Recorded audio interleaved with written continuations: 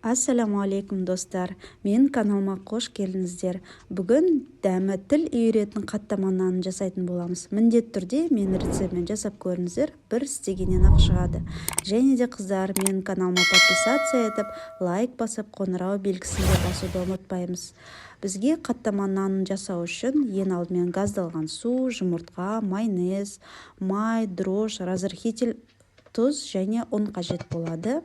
Ең алдымен біз суымызға жұмыртқамызды салып, қасықтың ұшымен ғана разрыхитель қосамыз, содан соң дрожжымызды қосамыз. Осы жерде тұздарыңызды да қосып жіберіңіздер. Мен бұл жерде тұзды қосуды ұмытып кеттім. Сіздер міндетті түрде тұзды қосыңыздар. Және де майонезді қосамыз. Барлығын жақсылап араластырамыз. Қыздар, бұл қамыр бізде 4 қаттамаға арналған.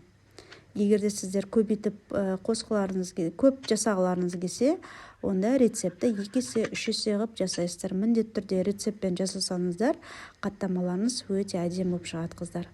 Енді ұнымызды қосып, біз жұмсақ қамыр илейтін боламыз.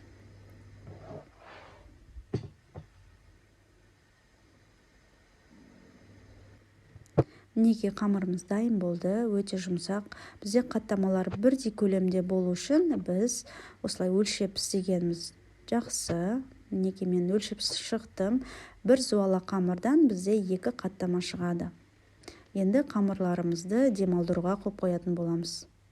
Міне демалған қамырымызды жаятын боламыз. Қыздар, бұл қаттамаларды сіздер сатылымға да ұялмай шығарсаңыздар болады. Дәмі өте әдемі, ерекше болып шығады. Мінекей жайылған қамырымызға енді майымызды жағатын боламыз. Майымызды микроволновкада жібітіп алсаңыздар болады. Майды қатты шылқытып жағудың қажет жоқ. Осылай бір келкі кисточканың көмегіңізбен жақсаңыздар жақсырақ болады. Енді қолмен емес, қамырды оқтаумен жинайтын боламыз. Содан соң ортасына кесеміз. Енді осы қамырдың ортасына кесеміз. Бұны да ортасына кесеміз. Сонда бізде 2 қаттамаға қамырымыз шығатын болады. Видеодағыдай осылай орап шығамыз, қыздар. Тығыз ғып орағандарыңыз жақсы. Осы қамырларды сіздер морозильникке салып, қатырып қойсаңыздар да болады. Кез келген уақытта алып пісіре берсеңіздер болады әрине.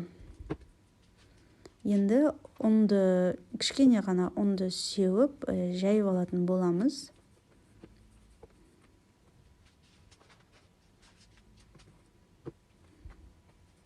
Ұнды қатты сеппейміз, қыздар.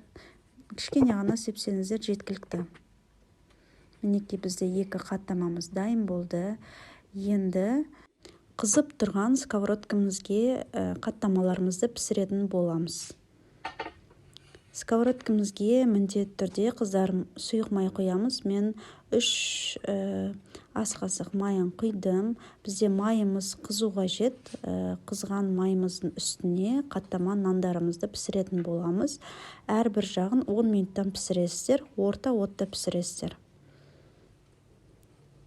Мінекей, егерде қаттамаларыңыздың ортасы көтеріле беретін болса, ауа бар деген сөз, онда шет-шетін осылай ашып-ашып, ауасын шығарып пісіретін боламыз. Енді келесі бетін пісіреміз. Өте дәмді болып шығады, қыздар. Міндетті түрде мені рецептімен дайындап көріңіздер. Сондай қытырлақ болып шығады. Жанұяларыңызды осындай суық күнде қаттама жасап қуантыңыздар, қыздар. Видеоны соңына дейін қарағандарыңыз үшін рахмет.